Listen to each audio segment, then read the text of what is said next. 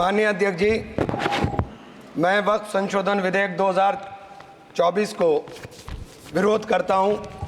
मान्यवर, हम लोग संविधान की कसम खा करके यहाँ आए और इस संविधान की धज्जियां इस विधेयक के अंदर उड़ाने का काम किया जा रहा है।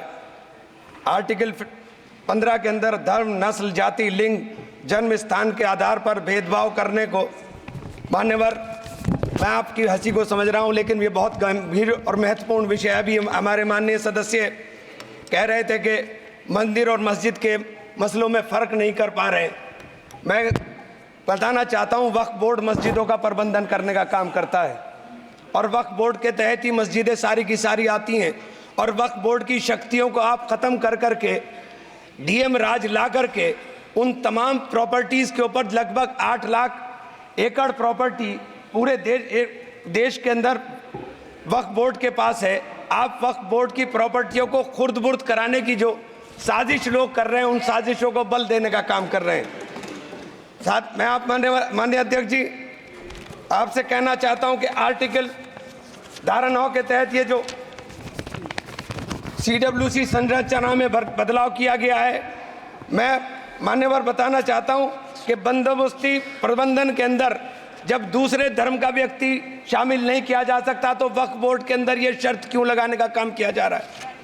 और आप अगर शर्त भी लगा रहे हैं तो मैं आपसे एक बात पूछना चाहता हूं कि जो कब्जे पर प्रॉपर्टी के ऊपर पूरे देश के अंदर वक्फ की प्रॉपर्टी के ऊपर कब्जे हुए हैं, उन कब्जों को कब्जा मुक्त करा करके अगर कानून लाते कि उनको कब्जा मुक्त करा के वहां पर हम लोग शिक्षण संस्थाएं चलाएंगे। जिस आदमी ने वक्फ की प्रॉपर्टी, वो प्रॉपर्टी इस नियत के साथ वक्फ की कि आने वाली नस्लों के अंदर राय खुदा के अंदर फलाह के काम किए जा सकते हैं।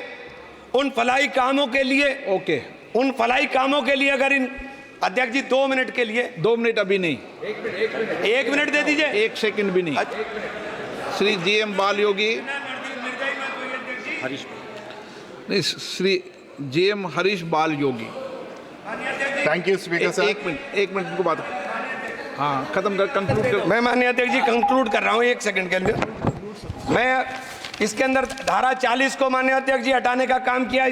इसके अंदर सर्वोच्च न्यायालय की सिविल अपील संख्या 7812 7814 ऑफ महाराष्ट्र राज्य वक्फ बोर्ड बनाम शेख यूसुफ भाई चावला अन्य के तहत प्रावधानों की जांच की धारा 40 के प्रावधानों की जांच की।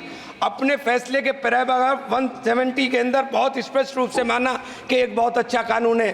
आप सर्वोच्च न्यायालय के आदेश के बावजूद इसको हटाना चाहते हो।